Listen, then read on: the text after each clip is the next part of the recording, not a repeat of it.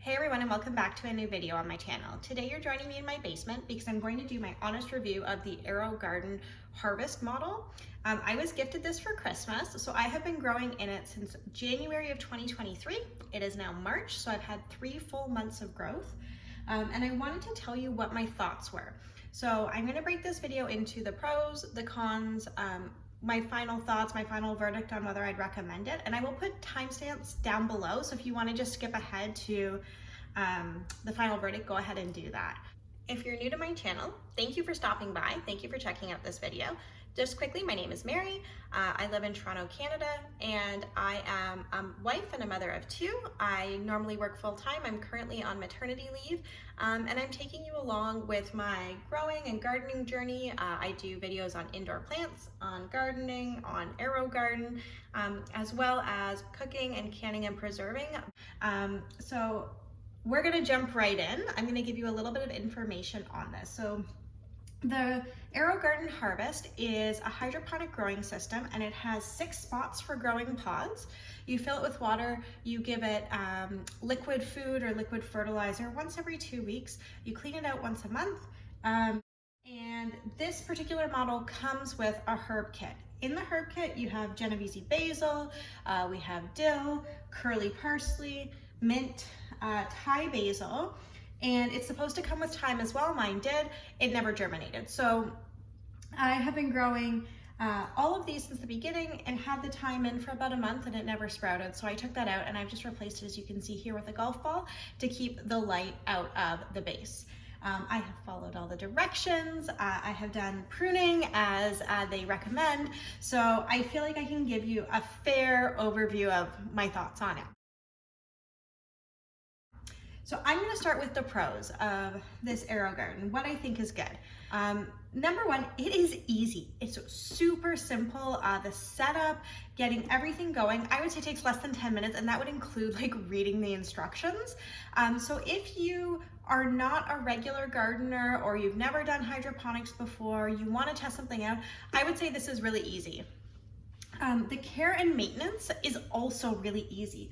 It has a large water reservoir on here, and I find that I fill it up every few days, and I've really only had the add water light come on for me once. So I'm able to keep on top of watering it, even what I would consider infrequently. And that's really great. So if you're someone who isn't always consistent with your plant care and maintenance, this could be something good for you because it's easy. I also like the idea that if you go away, if you travel for business, if you go on a lot of vacations, maybe you have a cottage, this is it waters itself. Like, as long as you have a minimum amount of water and you're not leaving it for more than a week or 2 at a time, it's gonna be fine, which is great. It's better than growing plants in dirt because sometimes they do need a bit more care. So that, I would say, it's really easy. It's also, if you've never done anything like this, there's lots of videos on how to do it. Like, you could easily watch a 10-minute video and get all the information you need. I think probably the hardest part of taking care of this is the pruning. And even that, if you're not familiar with how to prune these herbs, you can find it online, one video, you're good to go. The second pro that I have for this, sorry, I have notes here, is that I love that it produces fresh and on-demand herbs or produce, whatever you have in here. This is really nice because I think for me, I don't always meal plan for the week. So when I decide I want something, it's really nice to have the convenience. For example, tonight we're gonna have meatloaf. I always put parsley in meatloaf. I have a nice, good amount of parsley here for it. So it is something that's fresh, it's nutritious, it's been grown in my own home, it's local, right? So it's all of those good things, and I really do enjoy that. And I feel like for some people this might decrease waste as well, because this amount of parsley that I might use in my meatloaf would be less than buying a whole bunch. And so if you're the kind of person who buys herbs with the best of intentions, uses it for one recipe, and then maybe it goes bad in your fridge, something like the AeroGarden could really benefit you because you can just harvest what you need on demand, and then everything else stays in the plant. So it's there for the next time you need it. The third pro that I have for this, and I really can't understate this one, it's fun. Like, if you are a gardener, especially if you're like me and you live in a colder climate in the winter when you don't really get to do a lot of gardening, it's a lot of fun. It's different, it's unique.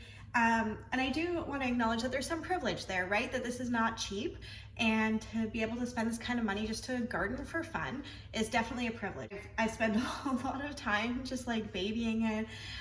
If you've seen my shorts, you've seen I do a lot of videos on it because I think it's a lot of fun. So those are sort of the pros that I have. Moving on to the cons. I would say my number one con for this is I've had technical issues with it. So I suspect that there is a problem with the timing mechanism in mine, because there have been a few issues. So number one, I'm going to show you, there's some lights on the bottom here. This one is for adding plant food. It's supposed to come on when it's time to add the plant food every 2 weeks. And that's supposed to be your indicator. It's never changed color for me. It is the light that you use to set up the whole garden. So you press and hold it, it's all in the instructions, and it does work. So that button works because it's done the like flashing when I've set up a new garden. So the button itself works, but I've never had the reminder to add plant food. So for me, that hasn't been a problem. I've been really on top of it. I'm really excited about it, that kind of thing. If you rely on this to tell you when to put it in, my experience is that it's not going to tell you, even though it's supposed to. So kind of going back to my number one pro of it being easy, it's easy if it's functioning in the way it's supposed to. My second technical problem that I've had with mine is the light timer. So the lights, as far as I can tell from mine, stay on for about 14 or 15 hours. They seem to stay on for as long as they're supposed to, but the time that they're off is not correct because it doesn't add up to 24 hours. So what I find is I can reset the light to come on at say 7 in the morning and it works fine for 2 days. But by the end of the week, my AeroGarden is coming on at like 3 in the morning and turning off earlier in the evening. For me, it's in my basement. It's not a horrible inconvenience. If you were to live in like a dorm room or a bachelor apartment or something like that, and you were using this to like supplement some of your food, it's so bright, that would be a deal breaker for me. I would not be able to use it. I have tried a few things to sort of troubleshoot myself. So the first thing is on one of my cycles of putting in new food and cleaning it, I actually unplugged it fully from the wall. I left it for a minute or two, then plugged it back in and reset it like I was doing a new garden, with the hopes that that would kind of reset any sort of like electronic component that was broken. That didn't work for me. You're also supposed to be able to use that light button on the front to turn your light on and off. I find it doesn't work for me, or at least it doesn't work when I want it to. I'll try right now. Try to turn it off. I'm pushing the button. No, it's not even working now. The light button essentially just does not work for me. The only way I could reset it if I wanted to would be to unplug it. Normally you wouldn't want to do that because it would screw up your add plant food timer, but mine doesn't work anyways, so I guess that's what I can do. Now, okay, and in addition to that, I had the time that didn't germinate. So it's not been problem free for me. Like, yes, could I reach out to the manufacturer? Absolutely. And have I heard good things about the manufacturer in terms of them, especially with seeds that don't germinate, replacing them? Yes. So I think I'm going to do that now. I have not done that to date for a couple of reasons. Number one, that annoys me. This is a brand new product. Just the fact that I would have to reach out because it's not functioning in the way it should, like from the beginning, that's annoying. And it's hard to get past that for me. The second reason I haven't is because I have a vested interest into the plants that I have going right now in here. And because of that, you know, what I could anticipate their solution being would be something like send it back to us, we'll try and fix it, that kind of thing. But I don't want to lose my plants, right? Now that I'm coming to a point where I'll tell you sort of at the very end what I'm going to do with my plants and where I'm going next with this, I'm probably at a point where I'm happy to reach out to AeroGarden because I'm okay if they want it back, if they want to send me a different model. So number two, I think the con of this would be if you're doing it for anything other than a hobby, like if you're doing it to supplement your groceries, if you're doing it to reduce your food bill, those sorts of things, I don't think it's really a good value. So the cost alone, now I was gifted this and I don't want to seem ungrateful. I'm very grateful for it. But I looked up this morning, it's $138 Canadian today on Amazon.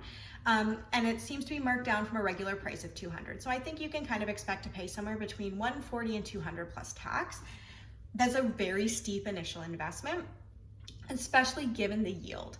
And I think if you're thinking that this is going to help cut down on your food budget, I'm here to disillusion you. It's not. Here in Toronto, we have a lot of really great fruit and veggie markets. They're usually a little bit cheaper than the grocery store. So I can get a big bunch of parsley for about $2 at the grocery store. Maybe that would be $3 or $4. It's just not worth it. So this amount here of parsley, this is maybe a quarter of the bunch I could get for $2. So that this is maybe 50 cents worth of parsley, and I've harvested this amount maybe 4 times. So maybe I've had $2 worth of parsley in 3 months. It's cheaper to buy at the grocery store. It's not local, sort of barring where your produce comes from. I didn't grow it myself. So like there's other things, there's other reasons you can love having your AeroGarden that I think are all really valid and are all things that I love about it. Cost savings is not one of them. So for something that is expensive but a lot of fun, what's my final verdict? Do I recommend this to you? The answer is maybe. And it depends on who you are and why you want it. If you want it because you live in a colder climate like me, your growing season is short, you want to have access to fresh herbs, but you want to do it in an easy way, yeah, sure, I recommend it. Kind of as long as you have the money and this feels affordable to you. If you're doing it because you want to save money, no, I don't think this is going to be your money saver. And I want to talk about that a little bit because I do think that there's ways to save money. So I have here the AeroGarden, which is what we're reviewing today, but behind it, and if you've seen any of my other videos, I have this setup. This is a grow light with a basic frame. I have a greenhouse tray here that you can see has lots of seedlings here. I'll bring you over. You can see lots of different seedlings. I even have some spilling out of the tray. I have some outside of the tray. I have a lot going on here. And this whole setup, this is borrowed from my sister-in-law, so free to me. This is much cheaper than the AeroGarden. In terms of yield, I think you could probably get the same. You might be able to get more because there's more space to grow in this. It depends on what you want to grow. So I think it's up to you. I want to put a shout out here to the channel, The Indoor Gardener. She does a lot of videos on hydroponic growing. She has the Rise Farm. She has different versions of the AeroGarden. She has done a lot of experimentation. She's grown a lot of different things. I love watching her videos, and I think her videos got me intrigued on wanting to try this myself. So I'm gonna link her channel below, and I'll probably link some of her videos too that I think are really interesting. So what's next for the AeroGarden? Well, I want to tell you where I'm at with it. You can see I've had a lot of harvests of the dill. I harvest it basically as soon as there's 2 of these taller pieces because, and I don't know if you can see, they get burnt by the light. They're really tall. They're too close. I could lift the light up, but then I wouldn't get enough light for things like the Thai basil. So the sizing is a bit off in my AeroGarden. The dill is probably not the best thing to pair with these other herbs. We don't eat a ton of dill, so I just harvest a little bit at a time, and I'll throw it in a salad or something. I'm kind of happy to see the dill go probably after I harvest it. The basil, I'm a little disappointed by the fact that it's Genovese basil. I think if they had used sent a more compact variety, it would grow better. And the reason is I have pruned my basil. You can see I pruned at a leaf node down here. I have pruned at another leaf node here. I mean, basil grows in a bush and it's trying to be bushy. And if I prune it at the top, I'm just concerned about, if I prune it here, am I gonna have another 4-inch piece before I get more leaves? And I think that's a real possibility, and that's not practical for the AeroGarden. I think what I'm going to do with the basil is the next time I have a recipe, I'm just gonna harvest it all. So I think it's probably at the end of its life the next time I harvest it, because I'm not willing to continue to prune it and having to raise the top at the detriment to other things. It just doesn't make sense to me. And so you can probably see where I'm going with this in terms of the herbs. Mint, if you're a gardener, you know, mint kind of grows like a weed. If I want more mint, I can grow it. I don't eat a lot of mint. It was fun to have, but I mean, I don't need it. The Thai basil I've really enjoyed, and I think it's probably the one thing that I struggle to find at my grocery store regularly. Even when I go to specialty stores, I still struggle to find it. I think what I'd like to do sort of is email AeroGarden, see if they can help me with the timing issue, see if they can help me figure out what's going on with like the electronic or mechanicals behind the buttons not working. And then go from there, because if it means I kind of have to empty it and send it in for service or something like that, then I might just start new, because I want to keep using it. I want to experiment with different things. I actually specifically bought this lettuce seed, this Fast and Furious blend baby leaf lettuce from West Coast Seeds. I believe online it said that you can grow it hydroponically. I'd be really interested to see. And I would grow it in either 4 or 6 pods.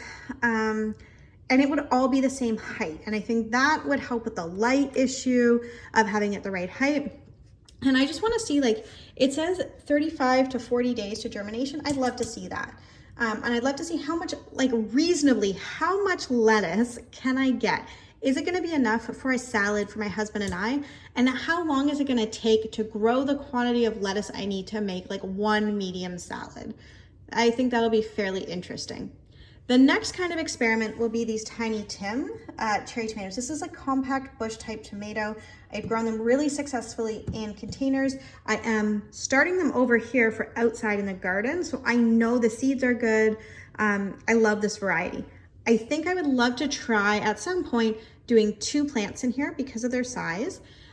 Sort of maybe like one at the front and one at the back corner so that they have enough room.